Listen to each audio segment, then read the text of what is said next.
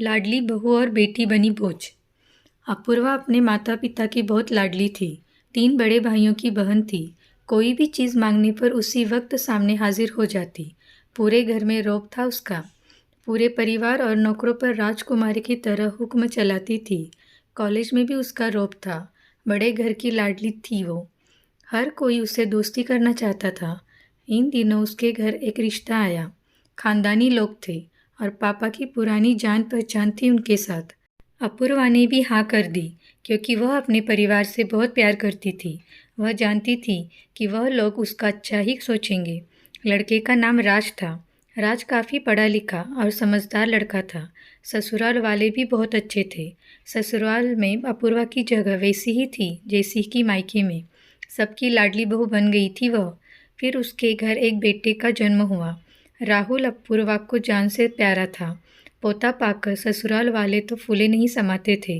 अपूर्वा कभी कभी सोचती कि उसकी किस्मत कितनी अच्छी है। उसका हर अपना उसे कितना प्यार करता है। चाहे जीवन में कैसा भी समय आए, मेरे अपने हमेशा मेरे साथ है। मैं कभी अकेली नहीं हो सकती। पर शायद अपूर्वा की खुशियों को उसकी अपनी ही नज़र लग गई थी।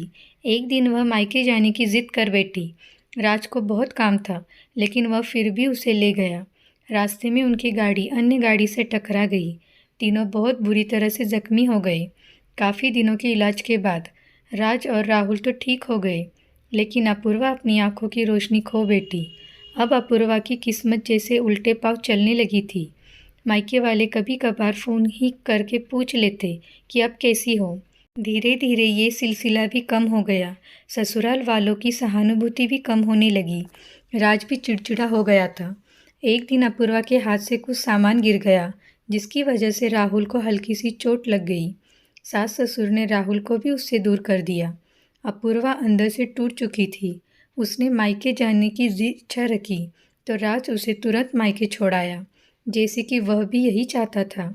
लेकिन राहुल को उसके साथ नहीं भेजा गया। मायके वाले भी उसे इतने दिनों बाद देखकर खुश हुए। खाने में सब कुछ अपूर्वा की पसंद का ही बना था। उसने अपने मम्मी पापा और भाई भाभीयों से दिल खोलकर बातें की। कुछ दिनों तक तो सब ठीक रहा, फिर जैसे सब बदलने लगा। वह लोग जैसे थक चुके थे उससे। सब लोग घुमा फिरा कर पूछने लगे कि राज कब आ रहा है उसे ले जाने। वह बहाना बना देती, जबकि वह जानती थी कि उस घर में अब उसके लिए कोई जगह नहीं है। एक दिन उसके हाथ से लगकर एक कीमती फूलदान टूट गया। छोटी भाभी ने बहुत हंगामा मचाया। अपूर्वा के माता पिता रोज़ रोज़ के झमेलों से तंग आ गए थे। उन्होंने राज को खुद से फ़ोन कर दिया। राज अपूर्वा को अपने घर ले गया। अपूर्वा को अपने परिवार वालों से ये उम्मीद ना थी। जिस अपूर्वा के कहे बिना घर में एक पत्ता भी नहीं हिलता था, उस घर के लिए वह अब बोझ बन गई थी। राज के साथ ससुराल आते वक्त वह बहुत खुश थी, क्योंकि वह अपने घर जा रही थी, अपने जिगर के टुकड़े राहुल के पास। परंतु यह खुशी भी कुछ पल की ही थी। सारा बंदोबस्त पहले ही किया हुआ था। अपूर्वा को सीधे ऊपर वाले कमरे में पहुंचा दिया गया। राहुल से दूर रहने की सख्त चेतावनी दी गई। एक कामवाली लता को उसकी जिम्मेदारी सौंपी गई, जो उसके खाने पहनने से जैसी ज़रूरतों का ध्यान रखती। अपूर्वा ज़्यादातर चुप ही रहती। कभी कभी कामवाली लता से बात करके राहुल के बारे में पूछ लेती।